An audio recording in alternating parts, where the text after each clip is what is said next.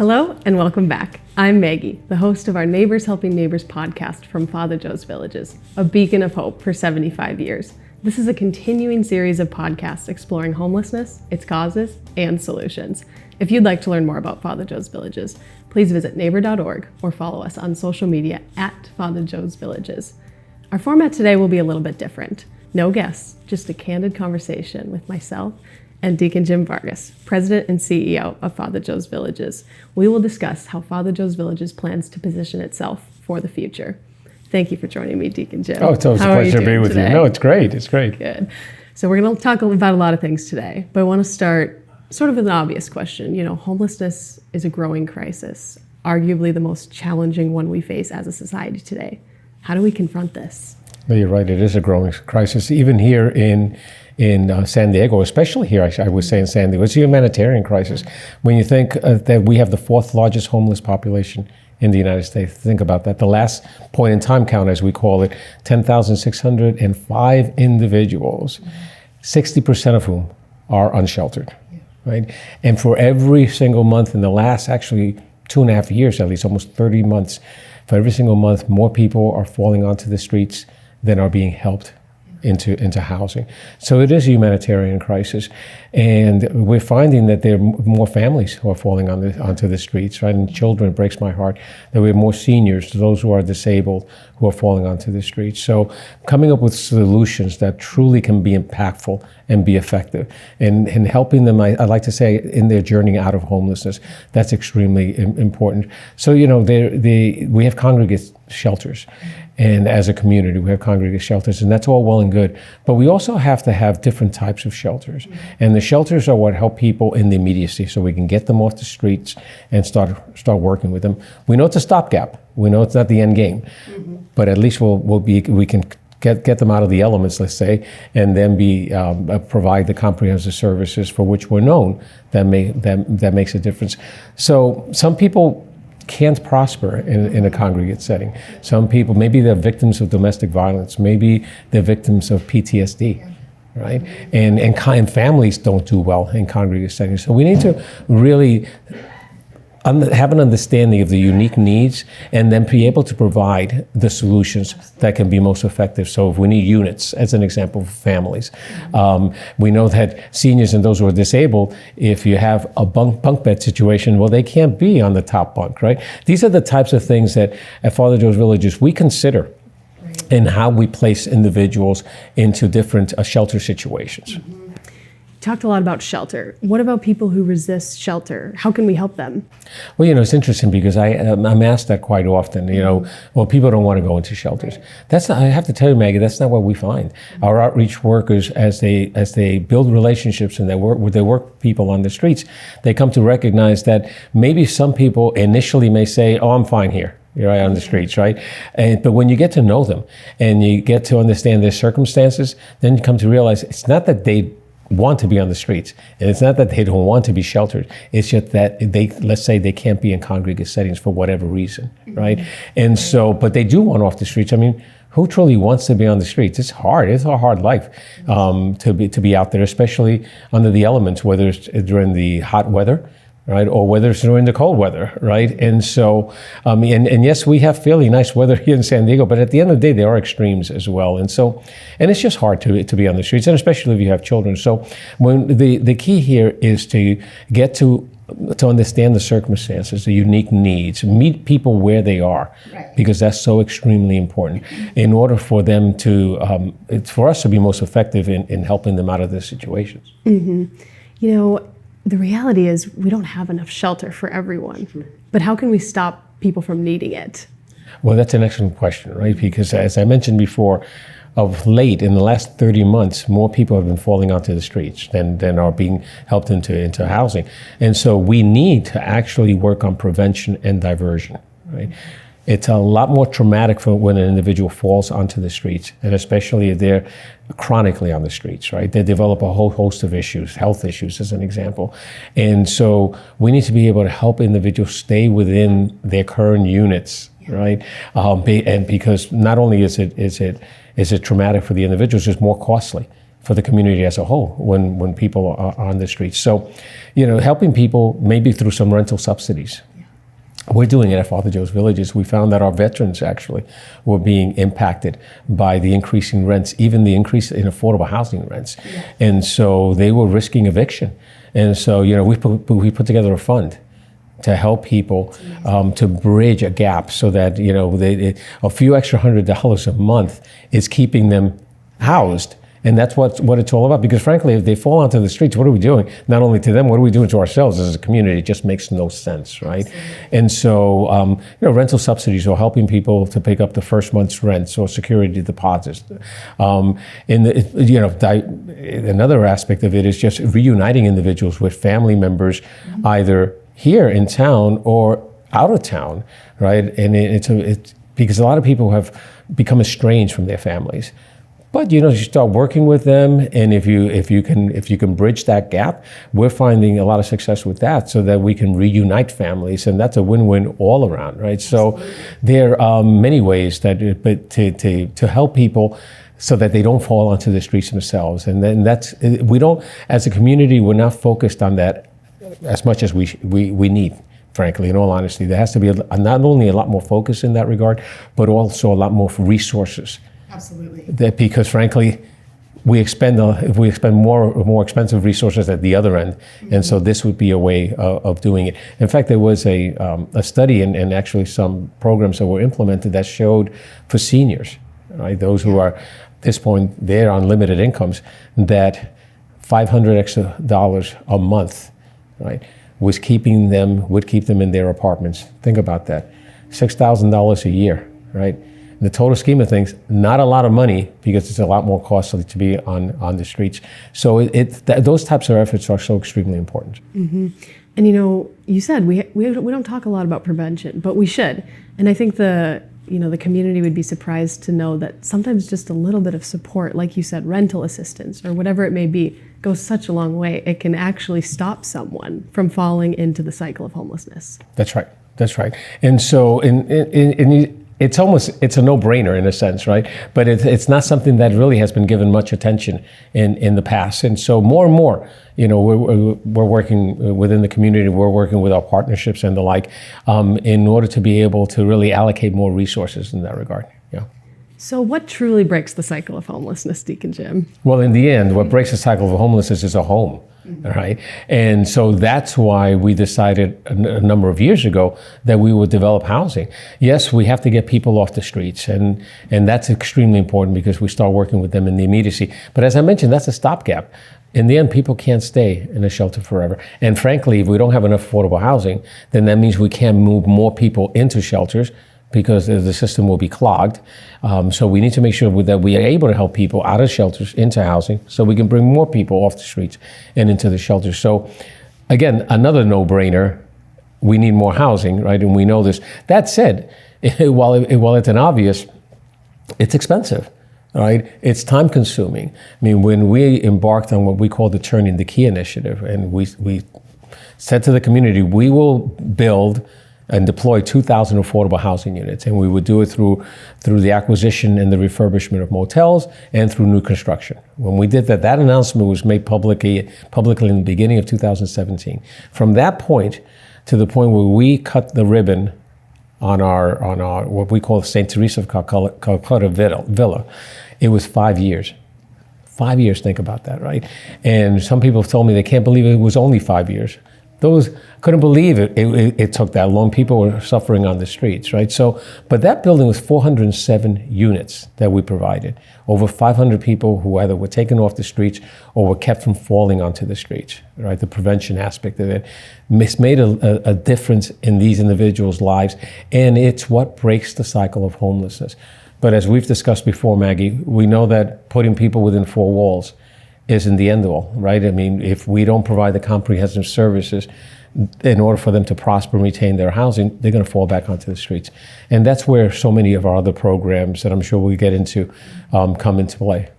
I'm glad you mentioned that. And can you tell us more about how having a home can really improve someone's life? Oh my gosh, well, just think about our own situations, right? How important it is to have our home, how important it is to have community, a sense of community. And that's what we try to build as well when we help people into housing, because isolation is not a good thing for anyone, right? We're not meant to be to live in isolation, and so if we help people into a home, into a unit, and yet we don't build a sense of community, they're going to wind up back on the street as well. And especially because we work with a population, a fair percentage of our population have mental health challenges, as an example, right? Or they have substance use challenges. And so we really need to be in there with them, providing them behavioral health support that they need in order for them to be able to prosper truly within that unit. So, and we know, and for those of us who have families and those who may have lost a family connection, right, because of their circumstances, as we help them into housing and we're helping them to reconnect, then that's an important element as well. So housing alone is just not enough. Mm-hmm. Let's talk about the intersection then between health and homelessness. What are the unique challenges this population faces? Especially if they've been on the streets chronically. I mentioned that before. And there's so many who have been on the streets chronically, right? You develop a whole host of health issues. I mean, just think about it. Malnutrition is one. So one of the things on which we focus is just the basic need of providing nutrition. Right? Because if you're on the streets and there's a greater tendency of having diabetes or hypertension, as an example, developing heart disease, right? So most definitely there's an intersection between health and that housing, and vice versa, right? It goes both ways. So it's not a matter of, we have to focus on health and housing together in order for, they have to complement one another in order for it to be impactful in the individual's lives. I mean, some individuals, when they fall onto the streets, they may not have health issues, but they develop them.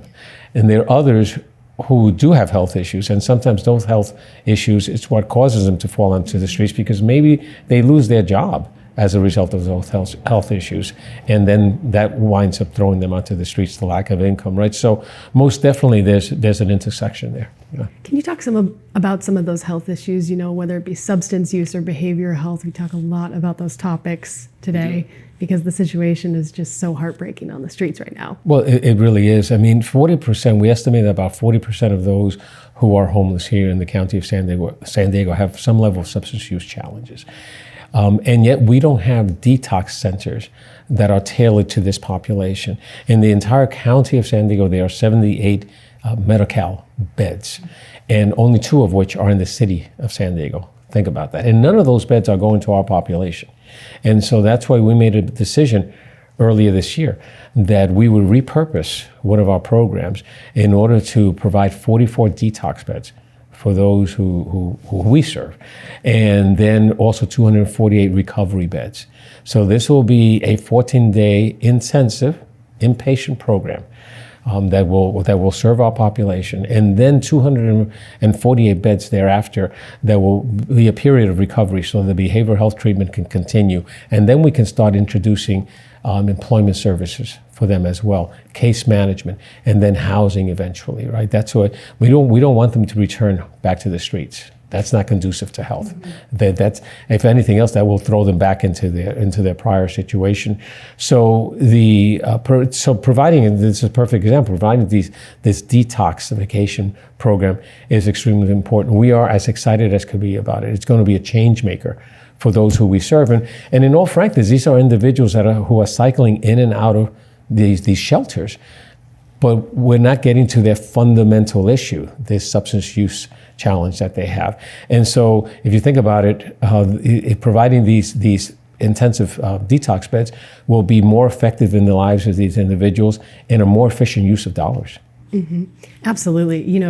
Detox, we need it. And I think our audience is still learning about what it means to really meet the moment, right? Because this isn't something that we needed 5 years ago, but we need it now. Can you talk more about detox and also some of the other ways that Father Joe's Villages is working to meet the moment, meet where the need is?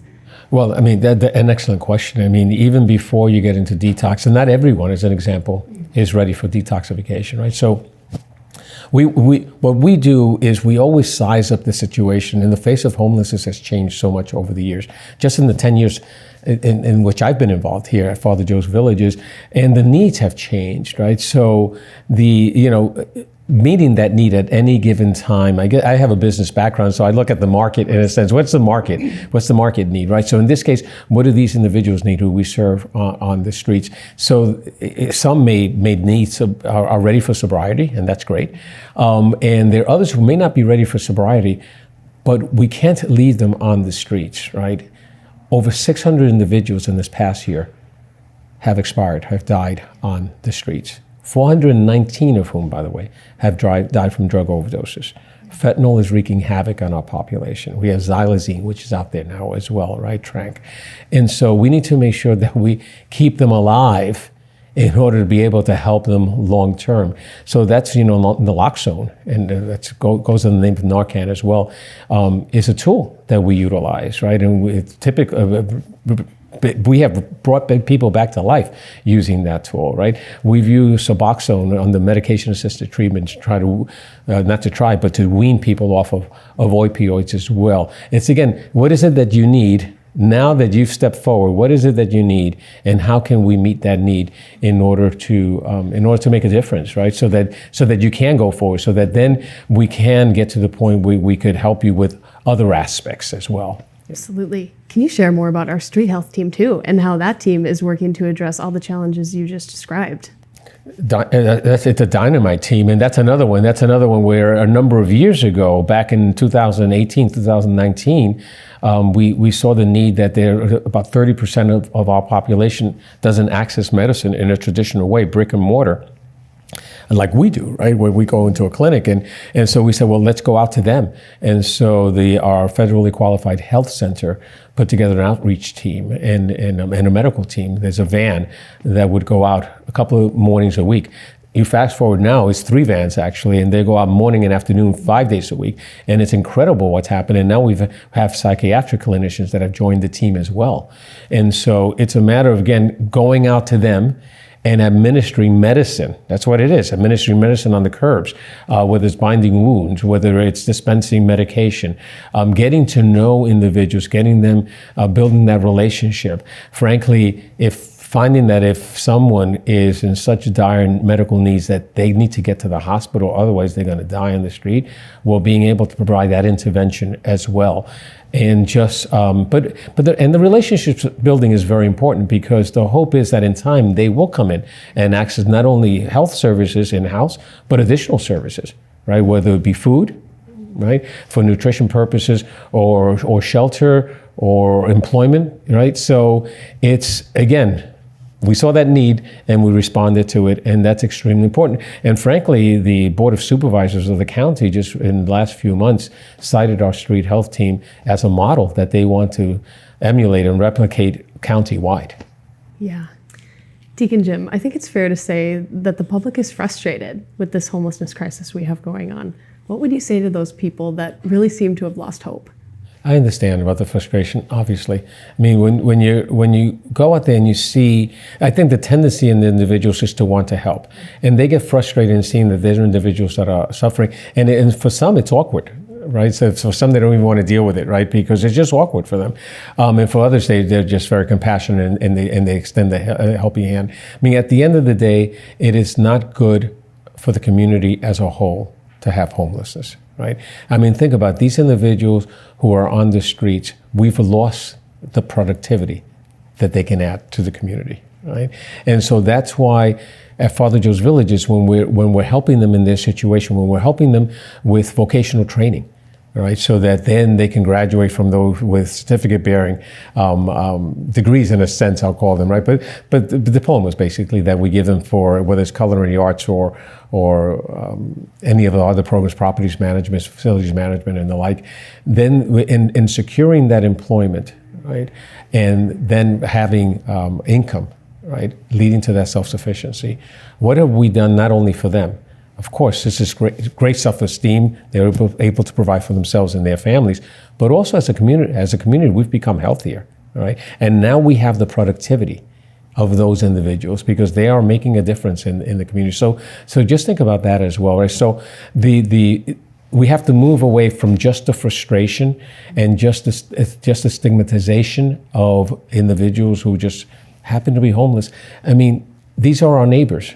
These are our brothers and sisters. These are family members. These are mothers and fathers, right? These are siblings of other individuals. I mean, the humanity of it all, which is why everyone needs to be treated with the dignity that they have, because they're children of God at the end of the day, right? And so when we can lift ourselves above that as a community, then we're able to really help and make a difference, not only in their lives, but in the lives of everyone, right? So the community benefits as a whole. Absolutely. Can you share maybe a positive story from someone you've encountered at Father Joe's here and how far they've come? I think it's important for people to see the transformation and the success that is happening every day. I can share so many stories. All right. So I'm gonna share a couple, and you'll have to stop me because I'll continue sharing, right? I mean, there's a woman, her name is Amber. And I love Amber. I am so proud of Amber. And she is someone who have had a lot of difficulty. She and her husband had two little children, little girls, beautiful little girls, and the husband came down with cancer, frankly. And after a long struggle, he succumbed to that cancer. And that threw her through a spiral. And initially out of a car, into a car, I should say, and out of their apartment, onto the streets. She wound up losing her two children, right, in the whole process. And you know how devastating that is. That threw her into a substance challenge, right, illegal substances, and so it was very bad for Amber. And at one point, she overdosed along with her aunt. They were both doing drugs, right? Thank God that naloxone, Narcan, brought her back. When she came back, she was lying next to her aunt, who wasn't as lucky and had died, right? That kind of, I think that and a number of other things, I think finally were impactful to her. And she came to us, and it was incredible, the brokenness initially, but her will to live and her desire to make a difference in the lives of her children. She wanted them back, her two little girls. And so she went through our programs, and not only did she detoxify or kick the habit in a sense, right, and was able to move away from those substances, but was able then to gain employment through, again, the education and employment center that we have. And she became a property manager, right? So you fast forward to today, she has her two little girls back. These little girls adore her, and they're the cutest things. And I'm so proud of her, all right? And she's a property manager. She has her own little place. She has her girls. The girls benefited from our therapeutic childcare center, right? And the work done there for these kids. And so it's a family unit that's together, right? That's one. And if you consider housing how important it is, at the ribbon cutting for St. Teresa of Calcutta Villa back in 2022, Joseph and Abigail joined us. And you remember Joseph and Abigail? Joseph, a veteran, great guy, well-spoken, who had fallen into hard times for one reason or another, and into a car initially, then onto the streets, and he came up to me. I remember when St. Teresa of Calcutta was being built. We were in the construction phase. And he came by me. And at that point, everyone had masks because it was during that period of time of the pandemic and COVID. And he asked me at the time, he didn't know who I was, and he asked me at the time if I knew anything about the building. And I said to him that I did. I didn't tell him who I was, but I did. And I asked him why.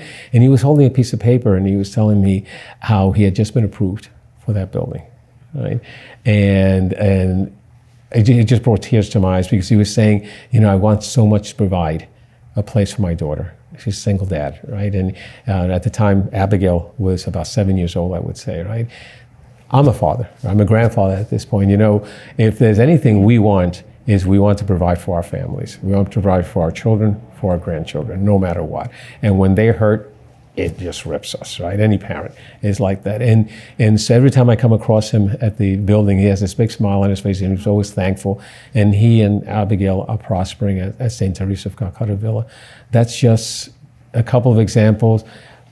I'll go on and on, Maggie, if you like. No, those stories are incredibly moving, and they're so important for the community to hear, because they're the reason that we need the community to support us as well. What would you say to individuals that are looking to help Father Joe's Villages and help our neighbors on the street? How can they help? There's so many ways. You can volunteer. I love our volunteers. Last year we had, or this year I should say, we've had over 5,000 volunteers, either serving meals. Again, I alluded to those million meals. Well, we need about 70 to 80 volunteers a day, believe it or not, in our across our 2 dining rooms and in our breakfast, lunch, and dinner hours, to help us, cut and dice, as an example, and serve those meals. And and the volunteers, they love to come and do just that. Even in the wee hours of the morning, I'm particularly impressed by our breakfast is early. Breakfast is about 5 o'clock in the morning or so, right? And they're there. Some people like to come in even before they go to work, right? So we need that. And, I always put a dollar value on those service hours. And this past year, they equated to about $2 million worth of service. I mean, think about that. That's a lot of value. So I love our volunteers. That's one way of doing it. There's also our thrift stores. People, if we have 4 thrift stores in the city, and people can come. The great merchandise that we have there for sale, wonderful prices, and you can come in and people are. I ran across, by the way, it was at a down in Little Italy this past week, and they have a farmer's market on Saturday. And I had my Father Joe's Villages jacket on, and the young woman who was selling something granola. She makes granola. It was great granola, by the way. And so she was selling it in bags, and she said, I go to Father Joe's Villages. And I said, really? At first I thought she was talking about volunteering. And she said, and I looked at her, I said, really? So you volunteer? She says, no, I'm a thrifter. So she was referring to our thrift stores. And she said, you guys have great merchandise there. I love. And she turned to her partner there and she said, she said initially, this guy, because she didn't know who I was, is at Father Joe's Villages. And I was just telling him, because she's a thrifter too, her partner there as well, the one who's in the business with her. And I said, well, thank you. And we're much more than that. And she didn't know actually that we were anything more than thrift stores. Yeah. So we started talking about what we do, and she was captivated. She said, oh, we got to go and volunteer. Right. So that's why I wear my jacket most of the time, right? So we can get people to join forces with us. So, so the thrift stores are extremely important. People love the thrifting. And not only great merchandise that you have at great prices, but then you also can be donating your household goods, as an example, furniture or clothes that are still in good use, or shoes or whatever it may be, because they get sold at these thrift stores. And so with furniture, we have about a dozen vehicles that go out on a daily basis, preset appointments to people's homes, right, to really collect donations that they have for us. And I just love that. Of course, donations, just outright donations, so extremely important, especially during the holidays. I mean, that's always extremely important. People are particularly generous during that time. The work that we do is done primarily through philanthropy. Yeah. Most of our budget is met through philanthropy. If not for the generosity of people out there in the community, I don't know what we do, right? So that's another way. People like to leave their legacies, so they leave bequests. They put us in their will. I had someone who called me, contacted me, I should say, this week, and mentioned that he and his wife had just done their will, and that we were a beneficiary. In fact, he said to me that we're their primary beneficiary in their will. I mean, I said long life to them. I hope they I do pray that they have a long life. But think about it, at the point where they're no longer here, they've appreciated so much the work that we do, and they know that it needs to continue, that they want that as part of their legacy. How wonderful is that? Right? So many ways in which people can get involved. Yeah. Thank you, Deacon Jim. And thank you for sitting down and chatting with me. I think the community will be very appreciative of this rare insight to be able to pick your brains.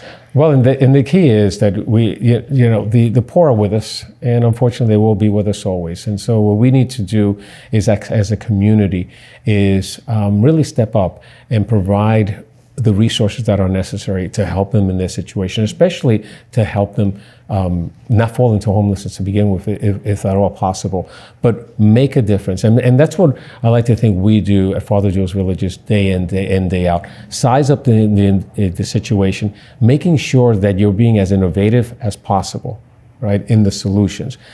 Realizing that the solutions of yesteryear are not necessarily going to work today, right? And then really coming up with creative ways and applying the strategies and the applications necessary in order to truly change the situation and in the face not only of homelessness, but really the face of the community for the better as it relates to this crisis that we have here in San Diego. And I know we can do it. I've always felt that we can do it. We have been doing it always on a daily basis as a community. And you know what? I'm confident that we'll continue to do it going forward. This is entering our 75th year. Right, it's a big anniversary for us, right? It is exciting, right? So how can we've been impactful in all these 75 years? How can we be even more impactful as we move forward?